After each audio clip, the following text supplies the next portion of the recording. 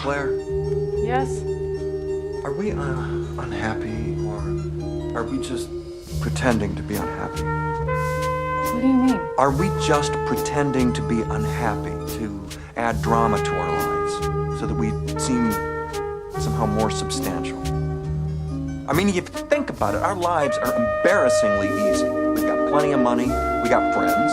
Well, you've got friends. There are people out there who have real problems, you know, real reasons to be unhappy. Doesn't it feel like we're faking it? Our unhappiness? No. No, it's real. It's very real. I'm going home now.